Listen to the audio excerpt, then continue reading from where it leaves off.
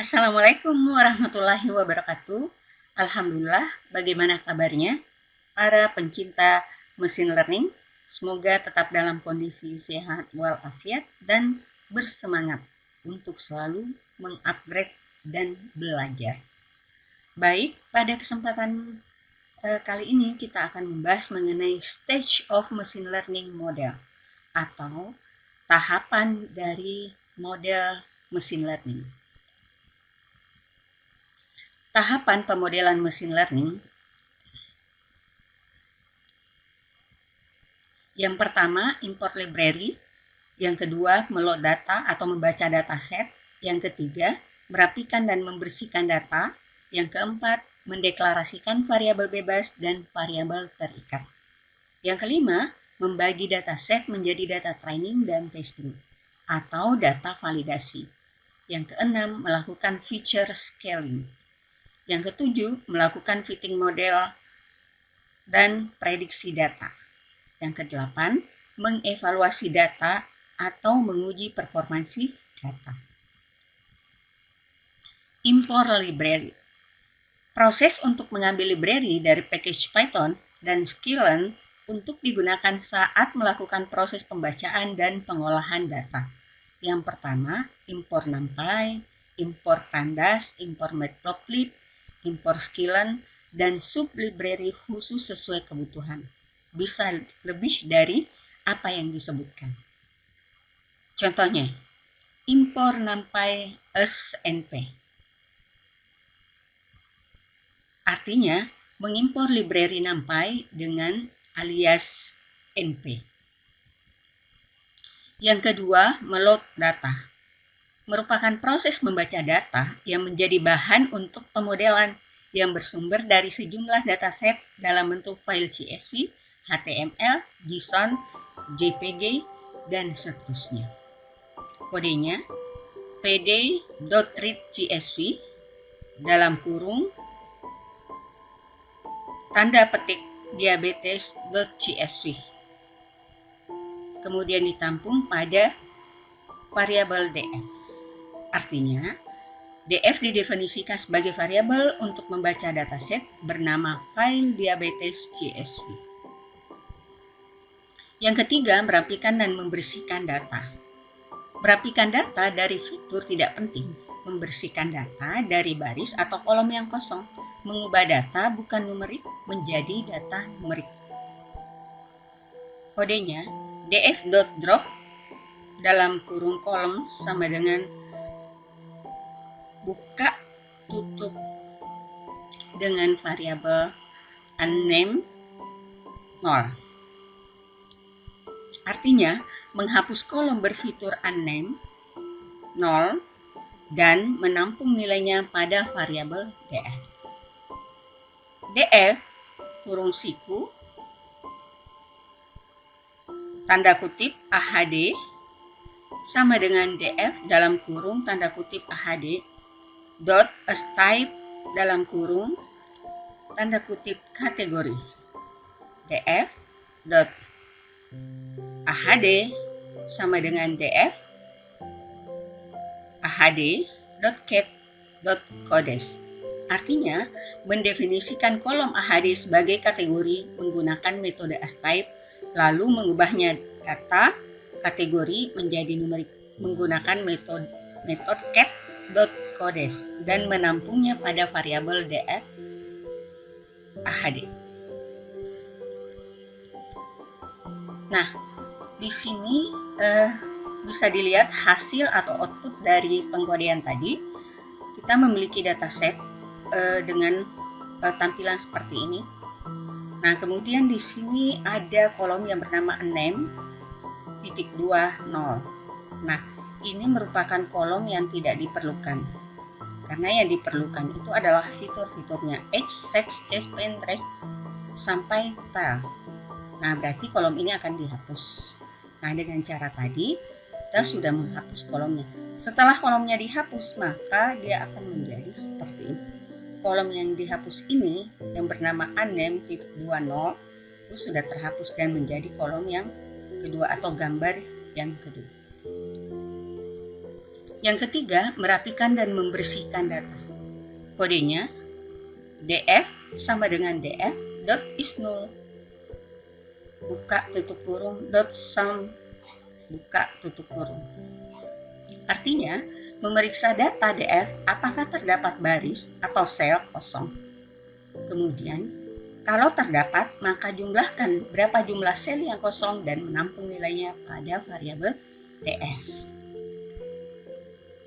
Kemudian kode df.dropNah buka tutup kurung ditampung pada variabel df. Artinya, menghapus baris yang kosong nilainya atau missing dan menampung nilainya pada variabel df. Nah, contoh tadi ini. Tadi ada baris yang missing seperti ini. Ini adalah kosong. Nah, kekosongan ini tentu saja menjadi masalah dalam pemrosesan data. Karena itu harus dihapus. Dengan kode tadi, maka datanya sudah terhapus. Bukti datanya sudah terhapus sebelum dilakukan pengkodean atau penghapusan baris yang kosong tadi atau missing. Jumlah barisnya itu adalah 303 baris. Setelah dihapus maka menjadi 299 baris. Berarti terjadi pengurangan baris karena sudah dihapus kolom yang kosong tadi. Yang keempat, mendefinisikan variabel bebas dan variabel terikat. X yang merupakan variabel bebas dengan kode df method drop dalam kurung kolom sama dengan buka tutup tanda petik AHD. Artinya, menghapus kolom yang merupakan fitur AHD sebagai fitur output sehingga hanya fitur bebas yang tersisa dan menampung nilainya pada variabel X. Kemudian output atau variabel terikat Y sama dengan df dalam kurung siku buka tutup kutip AHD. Artinya, mengambil nilai pada fitur AHD dan menampung nilainya pada variabel df. Yang kelima, splitting data. Membagi dataset menjadi data training dan testing atau validasi secara proporsional yang bertujuan menemukan performansi model terbaik. 80% data training, 20% data testing. Sebagai contoh, perlu dilakukan impor library dulu. From sklearn.model selection import train_test_split. Kemudian variabel dari variabel bebas maupun variabel terikatnya xtrain, xtest, ytrain, ytest sama dengan train_test_split dalam kurung x, y test sama dengan 0,2, random stat sama dengan 5. Artinya, mengimpor library train test split dari sub library selection import, lalu melakukan definisi variabel x, train maupun tesnya, dan y, train test, sebagai pembagian data dari variabel x dan y dengan ukuran data testing 0,2 dan random stat 5.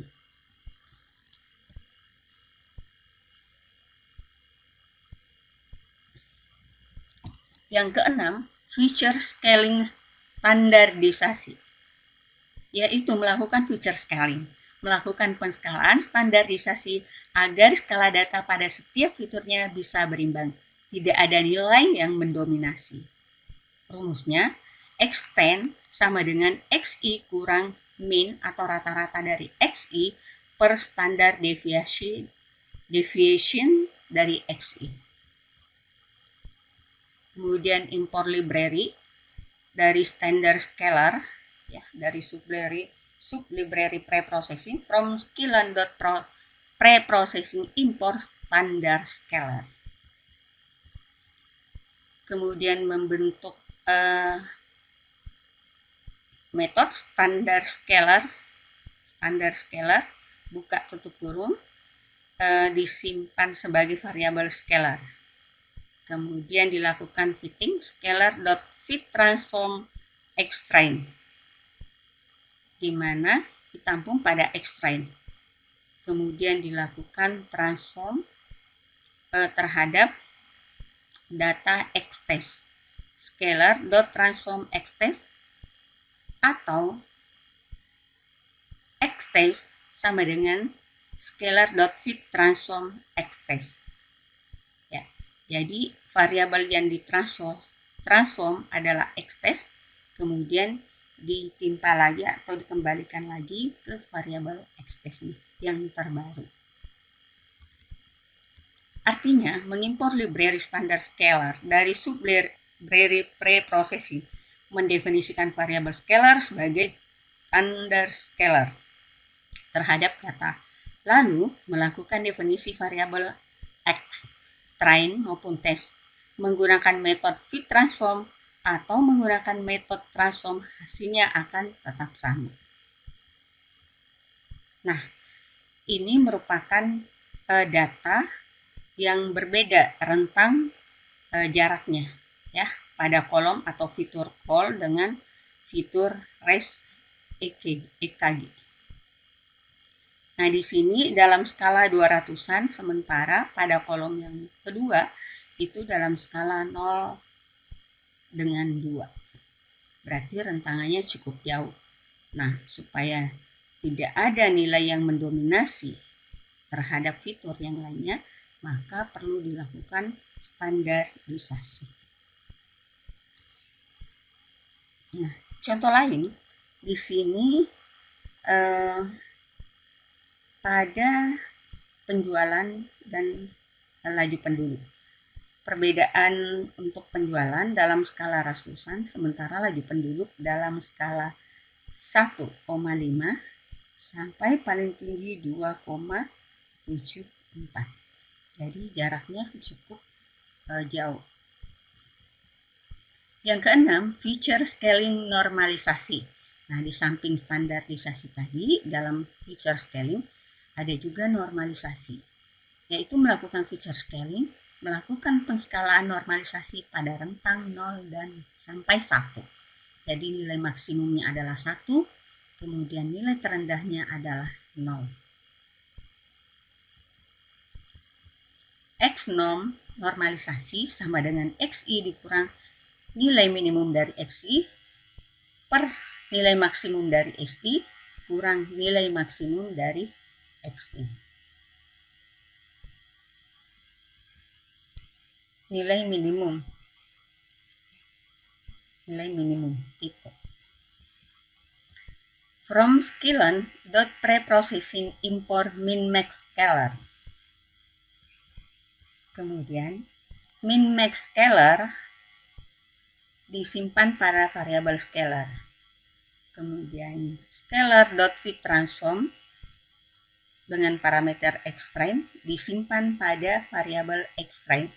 Scalar.transform xtest disimpan pada variabel xtest, atau scalar.fitTransform terhadap parameter xtest disimpan pada variabel xtest.